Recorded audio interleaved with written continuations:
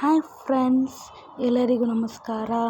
Technology for blinds ಕಾರ್ಯಕ್ರಮಕ್ಕೆ ಸ್ವಾಗತ ಸುಸ್ವಾಗತ. ನಾನು ನಿಮ್ಮ ಸ್ಫೂರ್ತಿ. ಫ್ರೆಂಡ್ಸ್, ನಾನು ನಿಮಗೆ ಹೇಳಿದ್ದೆ ಇನ್ಕಮಿಂಗ್ ಕಾಲ್ ರಿಂಗ್ಟೋನ್ ಸೆಟ್ ಮಾಡೋಕ್ಕೆ 3 ವಿಧಾನಗಳಿದೆ ಅಂತ. ಅದ್ರ ಮೊದಲನೇದು ಈಗ ಆಲ್ರೆಡಿ ಅಪ್ಲೋಡ್ ಮಾಡಿದ್ದೀನಿ ವಿಡಿಯೋ. ಇದು ಫೈಲ್ ಮ್ಯಾನೇಜರ್ ಮೂಲಕ ಹೇಗೆ ಅಂತ ತೋರಿಸೋದಕ್ಕೆ ಇಷ್ಟಪಡ್ತೀನಿ. ಬನ್ನಿ, ನಿಮ್ಮ ಫೋನಲ್ಲಿರೋ ಫೈಲ್ ಮ್ಯಾನೇಜರ್ನ ಓಪನ್ ಮಾಡ್ಕೊಳ್ಳಿ. ನಿಮ್ಮ ಫೋನಲ್ಲಿರೋ ಫೈಲ್ ಮ್ಯಾನೇಜರ್ನ ಓಪನ್ ಮಾಡ್ಕೊಳ್ಳಿ. ಓಪನ್ ಮಾಡ್ಕೊಂಡ್ಮೇಲೆ ಅದರಲ್ಲಿ ನಿಮಗೆ ಆಪ್ಷನ್ ಸಿಗುತ್ತೆ, ವೀಡಿಯೋಸು, ಫೋಟೋಸು, ಮ್ಯೂಸಿಕ್ಕು ಅಂತ. ಅದ್ರಲ್ಲಿ ಮ್ಯೂಸಿಕ್ಗೆ ಹೋಗಿ ಅಲ್ಲಿ ನಿಮಗೆ ಯಾವ ಮ್ಯೂಸಿಕ್ ಇಷ್ಟ ಆಗುತ್ತೆ ಆ ಮ್ಯೂಸಿಕ್ನ ಸೆಲೆಕ್ಟ್ ಮಾಡ್ಕೊಳ್ಳಿ. ನಿಮ್ಮ ಫೇವ್ರೆಟ್ ಮ್ಯೂಸಿಕ್ ಯಾವುದು ಅಂತ ಹಂಗೆ ಕಮೆಂಟ್ ಮಾಡಿಬಿಡಿ ನನಗೆ.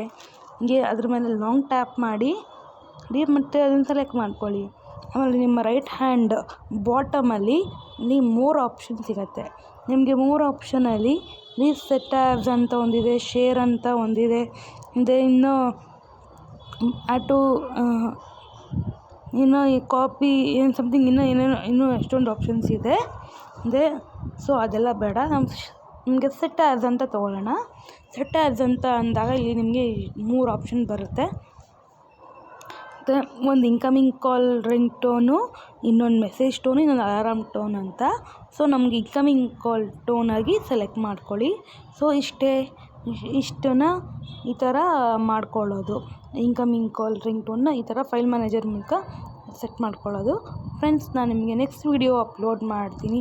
ಅದರಲ್ಲಿ ಸೆಟ್ಟಿಂಗ್ಸ್ ಮೂಲಕ ಹೇಗೆ ರಿಂಗ್ ಟೋನ್ ಸೆಟ್ ಮಾಡೋದನ್ನು ಅಂತ ಹೇಳೋಕ್ಕೆ ಇಷ್ಟಪಡ್ತೀನಿ. So thank you.